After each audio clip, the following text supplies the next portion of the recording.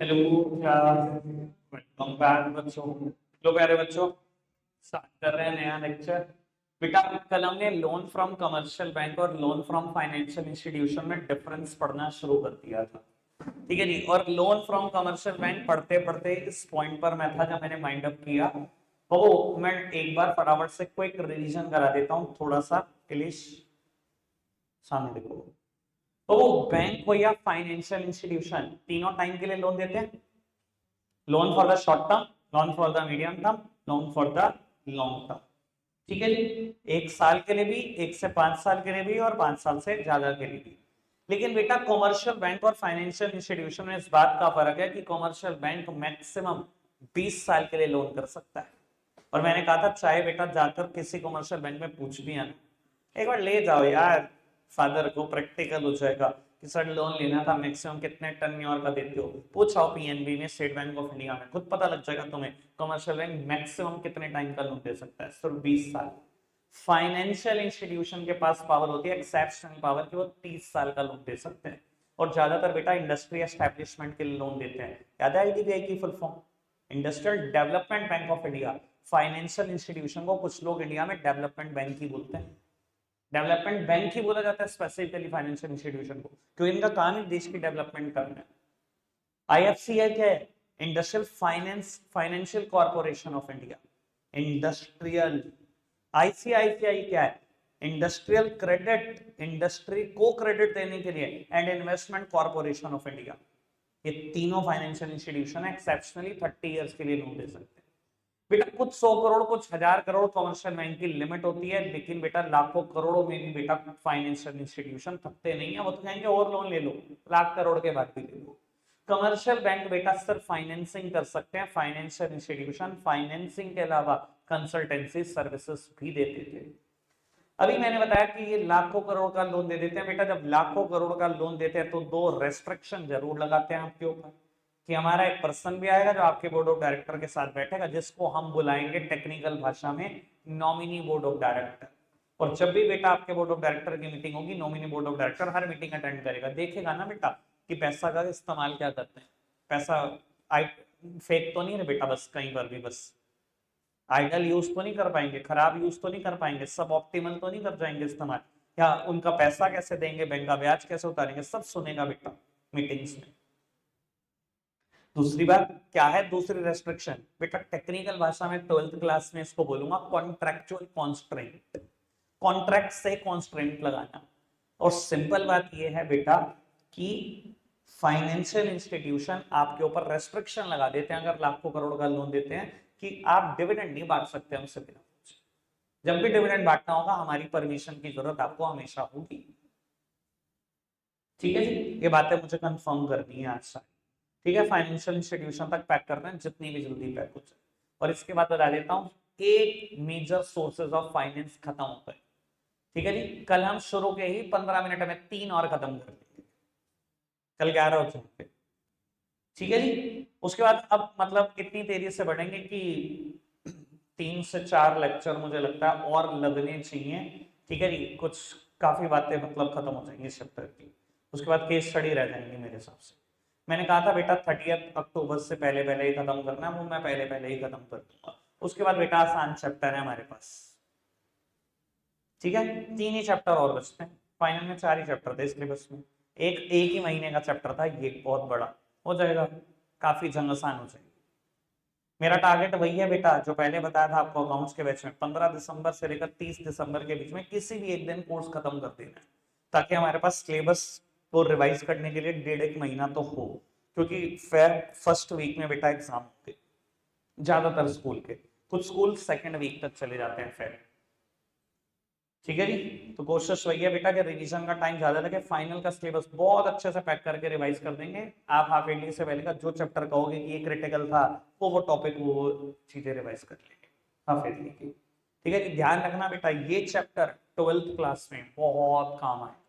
जिन्होंने आसानी से सुना है ना इस चैप्टर को, 12th देखना कितनी स्मूथ होगी। अब बाकी देखो आप, तो वो करते हैं चर्चा।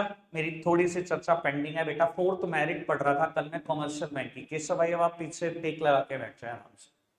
ठीक है जी, और सामने ध्यान दे बस। but वो कहते हैं loan from a bank is a flexible source of finance as the loan amount can be increased according to the business need and can be repaid in advance when funds are not needed. और मैंने बताया था कितना बड़ा joke है ये point. मैंने कहा था मेरिट नहीं है किसी भी हाल में, आपको नहीं पता बेटा। ये तो कह रहा है कि लोन एक फ्लेक्सिबल सोर्स ऑफ फाइनेंस है, जब मर्जी पैसे बढ़वा लो बिजनेस की जरूरत के हिसाब से, और जब मर्जी लोन चुकता है बेटा, जब मर्जी लोन चुकताया जा सकता है। कितना आसानी से मेरिट लिख दिया। मैंने बताया था डीमेरिट है ये।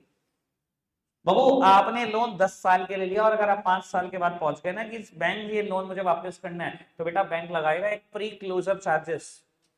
और अगर 20 लाख का लोन है तो मैंने बता दिया था लगभग चार्जेस लग जाएंगे 50,000 रुपए।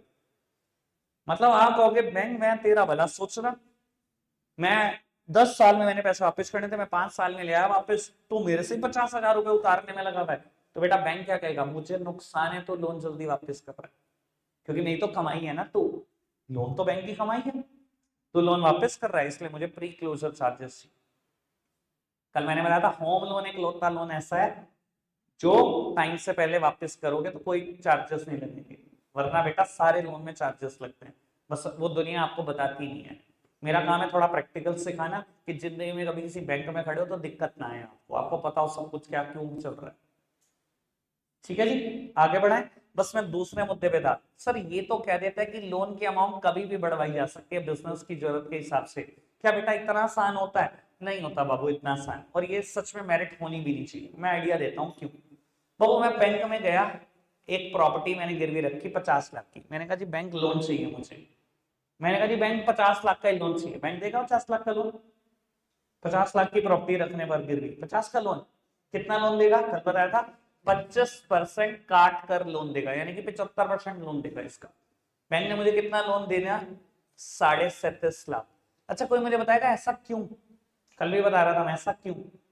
ऐसा क्यों बाबू? अगर ये वैल्यू, मैं 50 लाख का घर रखकर 50 लाख का ही लोन ले लूं, अगर इसकी वैल्यू गलती से गिर गई 4-5 लाख इधर उधर हो गई, मैं कभी लोन वापस नहीं करता। मेरी नियत में ना फिर खोट आ जाता है। फिर मुझे लगता है मेरे पास तो 50 लाख आए हुए हैं, मैं क्यों वापस करूं? बैंक तो बेच ले, बेचता तो। अच्छा आपको ये पता है बैंक प्रॉपर्टी बेच के भी खुश नहीं है। मैंने ये बात ना हवेली से पहले किसी दिन, शुरू शुरू की बात है, शुरू के 15-20 दिन में बता दी थी, बैंक प्रॉपर्टी बेच के खुश नहीं है। क्यों खुश नहीं है पता है ना आपको? बेटा ये जो ऑक्शन होती है ना, इसमें सेटिंग हो जाती है बहुत गंदे वाली। मैंने सिखाया भी था कैसे होती है सेटिंग, थोड़ा सा आइडिया दे देता हूँ। आपको पता है कि एक दिन में बेटा इंडिया में कोई ना कोई प्रॉपर्टी की ऑक्शन जरूर कर रहा होता है बैंक, पर क्या एक लेमैन, एक आम आदमी को पता होता है? क्या एक आम आदमी अवेयर होता है इन चीजों से? नहीं होता। कुछ ही लोगों को पता होता है। अब मैं कहता हूँ एक प्रॉपर्टी की बैंक ने ऑक्शन करनी है आज, मान लो यही प्रॉपर्टी है, आपने क्या करा, 50 लाख का लोन ले लिया। अब मान लो ऐसा हो गया, और 50 लाख की प्रॉपर्टी गिरवी रखी थी, प्रॉपर्टी की कीमत रह गई 48 लाख, और आप 2 लाख के पीछे बेईमान हो। अब बैंक बेचने जा रहा है उसको 48 लाख की। मैंने कह दिया ऑक्शन कर लेंगे हम, फटाफट जगह पे करेंगे, ये है वो है, जगह आ जाए। 10 लोग आ गए। अब सिर्फ 10 लोग हैं, सेटिंग कितने आराम से होगी? बहुत आराम से। एक बंदा गया, सबको सेट कर लिया, कोई बोलने नहीं लगा, 40 से ऊपर किसी ने रेट नहीं बोलने, सब कुछ। बेटा बोली शुरू हुई 35 लाख, एक बोला 36 लाख, 40 लाख से ऊपर कोई बढ़ा नहीं। अब बैंक की मजबूरी, बैंक ने क्या करा, 40 लाख में डन कर दी। 8 लाख का घाटा खा गया। और वो क्या करेंगे, 12 अगर 48 लाख की बेचेंगे, 10 लोग बांटेंगे 8 लाख को 80-80। बैंक हमेशा ऑक्शन में घाटा खाता है, इसलिए कभी बैंक प्रॉपर्टी बेच के कुछ भी नहीं है, ध्यान रखना। इसलिए बैंक कभी इस झमेले में ना पड़े जो मैंने आपको झमेला समझाया। बैंक क्या करता है, 25% काट के लोन करता है, ताकि अगर इस प्रॉपर्टी की वैल्यू फ्लक्चुएट भी हो तो बैंक कहीं से कहीं तक ना मरे, दिक्कत हो तो आपको हमेशा। समझ आ रही है सारी बात? बैंक की ऊपर प्रॉपर्टी बेच के खुश नहीं है, क्योंकि वहां बहुत खतरनाक सेटिंग होती है। मैंने तुम्हें एक बार एग्जांपल भी दिया था, नगर निगम भी ऑक्शन करती रहती है। मतलब जो मैं तुम्हें सेटिंग की बात बता रहा हूँ ना, अब मैं एक बात बताता हूँ तुम्हें, सुन के हंसी हो। मेरा दोस्त पहली बार नगर निगम गया सहारनपुर के, और बहुत सारे लोग नगर निगम में पहली बार जाते हैं कभी ना कभी, ठीक है जी, जिनको कोई नहीं पता कमरा नंबर। वो एक बाबू को ढूंढ रहा था, उससे काम था, एक पर्टिकुलर रो में ऑक्शन चल रही थी, ठीक है जी, उसको नहीं पता था। उस बाबू को ढूंढते ढूंढते गलती से उस कमरे को नॉक कर बैठा, ठीक है। उस कमरे में ऑक्शन होनी थी, कुछ 10 मिनट के बाद एक आदमी आया, फटाफट से जेब से 10,000 की गड्डी निकाली, उसके हाथ में रखी, कहता घर चला जा, चुपचाप निकल जा। और वो 10,000 लेके घर आकर मुझे बता रहा, कह रहा यार तो मेरे साथ पता नहीं क्या हुआ, कोई मुझे 10,000 देगा ऐसे फ्री में। तो मैंने उससे समझाया तुझे 10,000 किस बात के मिले, और जो समझदार थे वो समझ गए कि वो ऑक्शन में कुछ भी ना बोले, क्योंकि वो सस्ता खरीदने आया है। वो जो आदमी बैठा है ना, ऐसे हो सकता है 5-7 को सेट किया उसने, सबको 10,000 रुपए देके घर बेच दिया हो। अकेला बैठा होगा ऑक्शन में, बहुत सस्ता उठा के लेके जाएगा नगर निगम से सामान। ऐसे होती है ऑक्शन में सेटिंग। चलो नगर निगम, घर वगैरह, बहु, चलो छोड़ो, लेट इट बी। बात समझ में आई क्या मोटी मोटी आपको? इधर देखना चाहिए बबू। अब मैं कहता हूं, सुना, आपने 50 लाख की प्रॉपर्टी गिरवी रखी। मैक्स जो आपको लोन हो सकता है कितना हो सकता है? 37.5 लाख। आप पहले से ही मैक्सिमम लोन लेकर बैठे हो, 37.5 लाख। ठीक है। अब बाबू इन्होंने तो बहुत आराम से कह दिया कि लोन की वैल्यू कभी भी बढ़ाई जा सकती है बिजनेस की जरूरत के हिसाब से। अब मैं कह देता हूं बैंक को बिजनेस की जरूरत के हिसाब से कि मेरे बिजनेस की जरूरत है, मुझे 30 लाख का और लोन चाहिए, दे दो, दे देगा? वो कहेगा भैया पहले से ही आप प्रॉपर्टी की लिमिट को एग्जॉस्ट करके बैठे हो, कहां से दे देगा वो मुझे लोन? ये कितने आराम से मेरिट में लिख देते हैं, मुझे ये लगता है। तुमने तो बड़े आराम से मेरिट में लिख दिया कि बिजनेस की जरूरत के हिसाब से कभी भी लोन बढ़ सकता है। बेटा लोन नहीं बढ़ सकता, लोन सिर्फ प्रॉपर्टी की जितनी वैल्यू बची है उसके हिसाब से बढ़ सकता है। मान लो ये लोन मैंने लिया ही 30 लाख हो तो मुझे 7.5 और मिल सकता है। ये लिया ही 25 लाख रुपए हो तो बेटा 12.5 लाख रुपए और मिल सकता है। ये लिया ही 20 लाख रुपए हो तो बेटा 17.5 और मिल सकता है। ये किस पे डिपेंड करता है कि बेटा मैंने कितना लोन लिया है। आपके ये कह देने से नहीं होगा बेटा कि जब बिजनेस की जरूरत हो तब बैंक लोन दे देगा, इतना वेला नहीं है वो। अगर आपकी प्रॉपर्टी की कीमत ज्यादा है और लोन कम लिया है तो कुछ बच सकता है, वरना नहीं। ठीक है ना जी, समझ में आई? बाबू मेरे हिसाब से मेरिट नहीं है, कोर्ट भी मत करना कहीं पर भी। शुरू की 3 बातें ही बहुत हैं कॉमर्शियल बैंक। ठीक है बाबू, डीमेरिट्स की तरफ बढ़ते हैं, थोड़ा सा स्पीड पकड़ते हैं क्योंकि मेरे पास फाइनेंशियल इंस्टीट्यूशन के लिए कल का दिन नहीं है, मेरा सब कुछ छिल जाएगा प्रोग्राम जो मैंने सेट किया हुआ है। बाबू कहता है funds are generally available for short period and its extension और renewal is uncertain and difficult. काम की बात बेटा, funds are generally available for short period. ये शॉर्ट पीरियड पता है किससे कंपेयर करते हुए लिखा है? फाइनेंशियल इंस्टीट्यूशन से। कि जो कमर्शियल बैंक लोन देते हैं वो शॉर्ट पीरियड के लिए देते हैं। शॉर्ट पीरियड का मतलब कुछ और नहीं, 20 साल है। और कहता है इसका एक्सटेंशन या रिन्यूअल होना अनसर्टेन एंड डिफिकल्ट है, इसके बाद एक्सटेंशन नहीं हो सकता, टाइम नहीं बढ़ सकता बेटा। 20 साल मैक्स है कमर्शियल बैंक का। समझ में आया किससे कंपेयर करते हुए लिखा है, कैसे लिखा है? आगे बढ़ जाए बाबू। सेकंड कहता है बैंक में detailed investigation of companies affair, financial structure and may also seek security of asset and the personal surety. This make the procedure of obtaining funds slightly difficult। और एक्चुअली में ऐसा बाबू, आपको क्या लगता है बैंक ऐसे ही लोन दे देते हैं बस बैठे ही लोन देने के लिए? कितने लोग ऐसा बोलते हैं दुनिया में कि यार लोन मिलता ही नहीं यार इतनी आसानी से। तो अगर बैंक सबको लोन दे देते तो कभी लोगों के मुंह से ऐसा कुछ निकलता? बेटा बैंक लोन करते ही नहीं बिना डिटेल्ड इन्वेस्टिगेशन के। और बात बिल्कुल ठीक बोल रहा है। मैं क्या करेंगे, आपकी पूरी इनकम टैक्स रिटर्न, आपके सारे फाइनेंशियल, पूरी balance sheet, trading account, P&L account, ठीक है जी, कॉम्पिटिशन, बाबू आज से प्रोजेक्ट, पूरी डिटेल लेंगे हर चीज की, सब चेक करेंगे। कितना कमा रहे हो, कहां से कमा रहे हो, कैसे उतारोगे लोन, क्या आपकी इनकम का सोर्स है, सब कुछ चेक होगा, तब जाके लोन होगा। और खाली इतना ही नहीं, कहता है बैंक को क्या चाहिए, सिक्योरिटी ऑफ एसेट भी चाहिए, कुछ गिरवी भी रखो, मॉर्गेज करो, घर रखो जैसे गिरवी। और क्या चाहिए, पर्सनल श्योरिटीज भी चाहिए। पर्सनल श्योरिटीज क्या होता है बेटा, गारंटर को बोलते हैं टेक्निकल भाषा में, श्योरिटीज। बेटा गारंटर, गारंटर बैंक से जब लोन लेने जाओ, प्रॉपर्टी के पेपर ओके, ओके सर, मेरे फाइनेंशियल ओके, ओके, इसके बाद भी बैंक के लिए ओके नहीं। बैंक कहता है 2 गारंटर भी ठाके लेके आओ जो आपके लोन की गारंटी ने। और आपको पता है बेटा गारंटी लेना कितना सीरियस क्राइम है हिंदुस्तान में, क्योंकि होता पता है क्या एक्चुअली में, आपने एक किस्त नहीं दी, पहला नोटिस आपके घर, ये किस्त जमा नहीं कर रहे, प्रॉपर्टी बेच देंगे आपकी उठा के, आ जाओ फटाफट से किस्त देने। आपने नहीं दी, फिर नजरअंदाज किया, दूसरा नोटिस फिर आपके घर, किस्त दे दो, नहीं दी, तीसरा नोटिस गारंटर के घर, आजा बेटे तूने गारंटी ली थी, नहीं दे रहा वो किस्त, तू देगा वाकई किस्त। तो सर गारंटी लेना ही तो क्राइम है। हिंदुस्तान में गारंटी लेना सबसे बड़ा क्राइम है, ध्यान रखना। किसी के लोन की गारंटी मत ले लेना, पूरी जिंदगी परेशान रहोगे। मतलब 20 साल 30 साल जब तक लोन नहीं उतरता तब तक फांसी का बंदा आपके गले भी उतना ही है जितना उसके गले है। क्लियर है बेटा बात? तो समझ तो आ रहा होगा कि प्रोसेस बड़ा कम्बरसम सा है। एक तो भैया एसेट गिरवी रखो, सारे फाइनेंशियल चेक कराओ, ये सब भी ओके हो जाए तो भी गारंटर। तो गारंटी कोई लेना नहीं चाहता, रिश्तेदार नहीं लेना चाहते तुम्हारी गारंटी। सच बोलता हूं मैं, थोड़ा कड़वा जरूर हो सकता है लेकिन है ऐसा ही।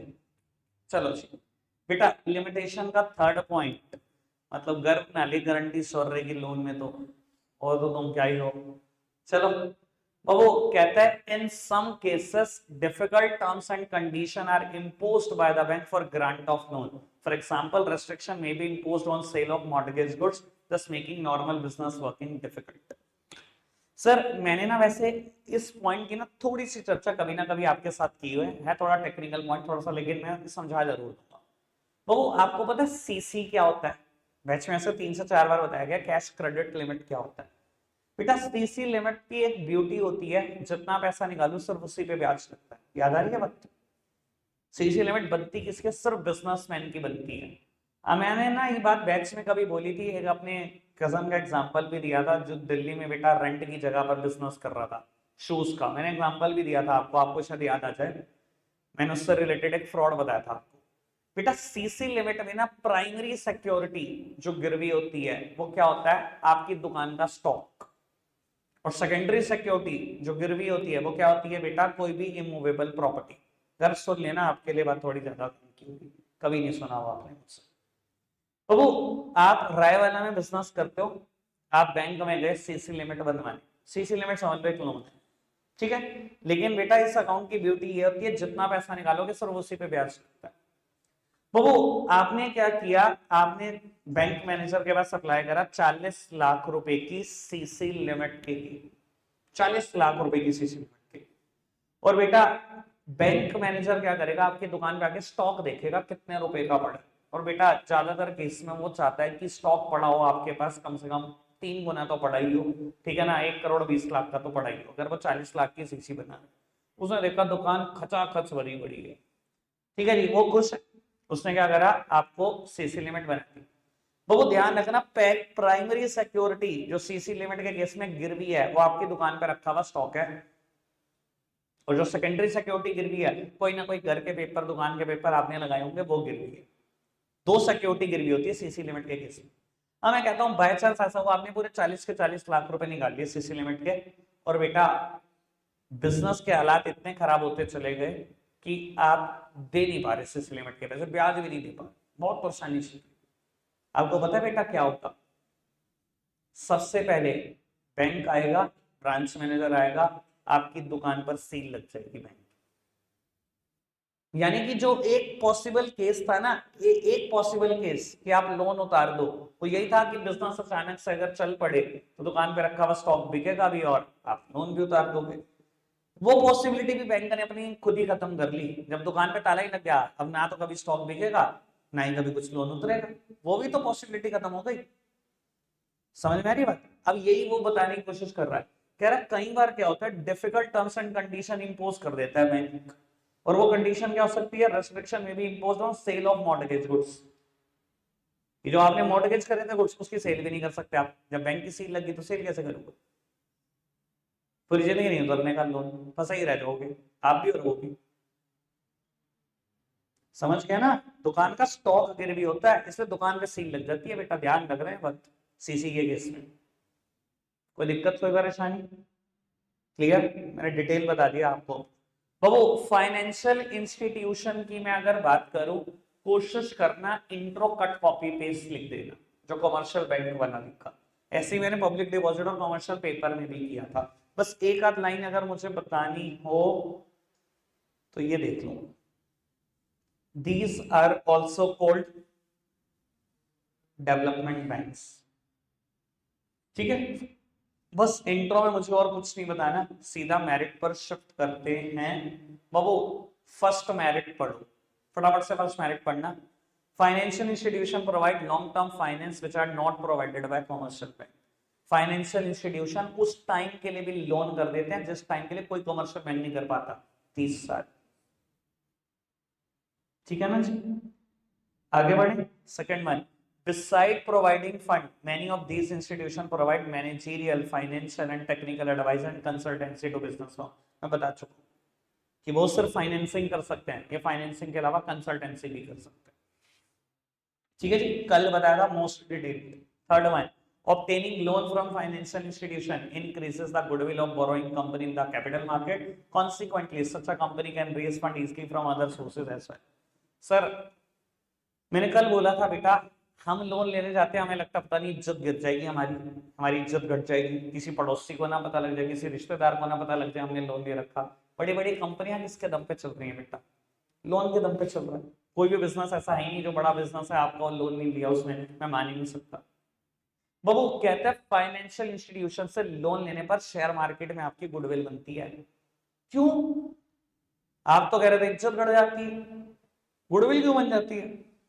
क्योंकि बेटा फाइनेंशियल इंस्टीट्यूशन इतना डिटेल्ड इन्वेस्टिगेशन करता है आपके बारे में, अगर उसने लोन कर दिया ना आपको तो समझ लेना दुनिया का बंदा समझ जाएगा कि इस कंपनी में सब कुछ ठीक ठाक है, क्योंकि वो इतना इन्वेस्टिगेशन पहले ही कर चुका होता है आपके ऊपर।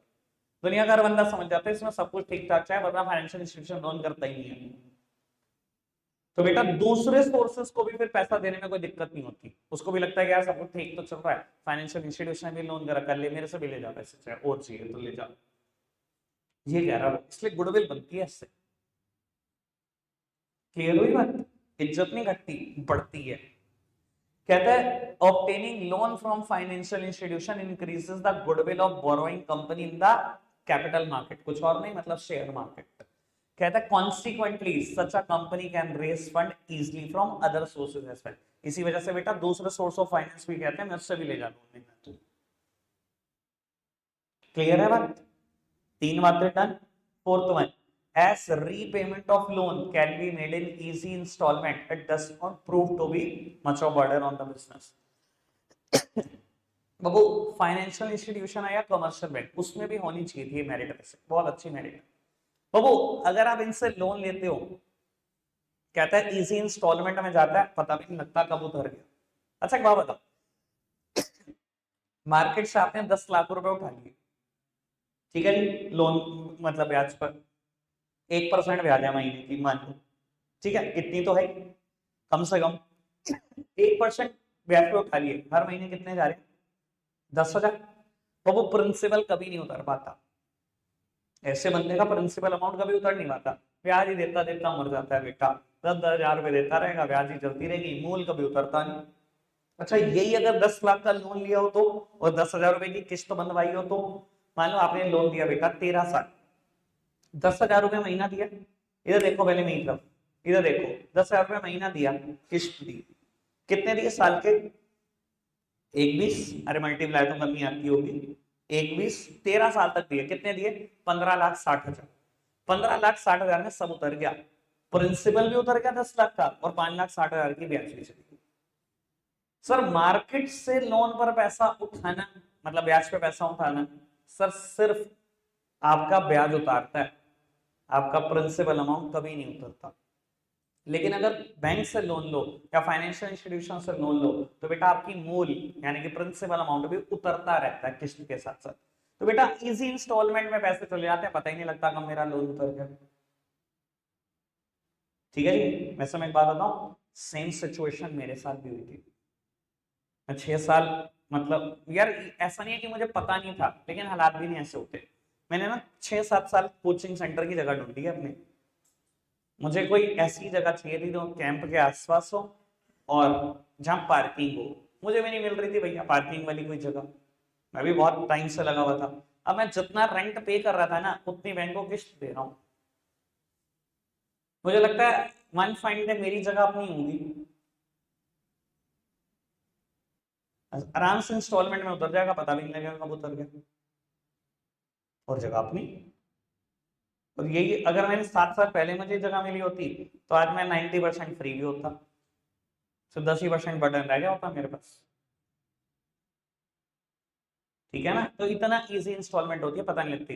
मेरा रेंट भी 15 के आसपास था, इतने तो बैंक को दूंगा, पता लगना है, उतरता जाएगा धीरे धीरे।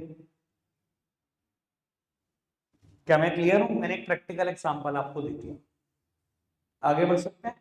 चलो चलो बाबू, द कहता है the funds are made available even during the period of depression when other sources of finance are not available. ये बेटा कल पहली मेरिट थी कॉमर्शियल बैंक। बेटा फाइनेंशियल इंस्टीट्यूशन डिप्रेशन में भी लोन दे सकते हैं जब कोई नहीं दे सकता। एग्जांपल दिया था कोविड का, जब कोई लोन नहीं दे सकता ना आपको, कोई पैसे नहीं दे सकता, शेयर मार्केट भी पैसे नहीं दे सकती थी कोविड में आपको। आप शायद इक्विटी शेयर इशू कर लो, चाहे प्रेफरेंस चाहे डिवेंचर, कुछ ना बिकता, तब भी लोन दे देगा फाइनेंशियल इंस्टीट्यूशन। जब सब कह देंगे जी खाली हो गए हम, ये खाली नहीं होते बेटा। याद है कल आरबीआई की बात बोली थी, 2 लाख करोड़ रुपए दिए थे इंडियन इकोनॉमी को। बेटा वैसे 12th इको में इस बारे में मैं और डिटेल चर्चा करूंगा, थोड़े से कैपेबल हो गए इस चीज को अंडरस्टैंड करने के। आगे बढ़े, ठीक है बाबू। लिमिटेशन 2-3 ही है, बस पैक करते हैं बाबू। तीनों पढ़ लो, तीनों पढ़ाई हुई है, समझाई हुई है। ये कॉमर्शियल बैंक में समझाई हुई है, ये दोनों मैंने वैसे ही बोल के समझाई हुई है। तीनों बड़ा बड़ा से वाइंड अप करें, फटाफट पढ़ो बेटा। सेकंड पॉइंट को कॉन्ट्रैक्चुअल कांस्टेंट बोल सकता हूं, कॉन्ट्रैक्ट से कांस्टेंट लगा दिया, डिविडेंड नहीं बांटना, नॉमिनी बोर्ड ऑफ डायरेक्टर बिठा दिया, और फॉर्मेलिटी बहुत सारी है जैसे अभी कॉमर्शियल बैंक में पढ़ा है। गारंटर भी लाओ, प्रॉपर्टी भी गिरवी करो, फाइनेंशियल्स भी चेक कराओ, सारे इन्वेस्टिगेशन कराओ बिजनेस के बारे में, तब होगा लोन। तो डिफिकल्टी तो है ही भाई, बहुत सारी फॉर्मेलिटीज हैं। डन, पक्का बाबू। अब हमने लगभग शायद 8 सोर्स ऑफ फाइनेंस पूरे कर लिए हैं, ठीक है जी। आगे बढ़ रहे हैं बेटा और तेजी से। कल आएंगे बेटा 3 इकट्ठे पूरे कर देंगे एक ही दिन में, ऐसा भी हो सकता है 4 पूरे कर दूं कल में, ठीक है। छुट्टी मत करना, मेरे लिए तो डेडलाइन है ये वीक कि मेरे को डायरेक्टली पोर्शन बुक वाला सारा पोर्शन तो इस हफ्ते में खत्म कर देना, अगले हफ्ते में केस स्टडी देखनी है, ठीक है जी। रख आज के लिए इतना ही रहा प्यारे बच्चों, बाय।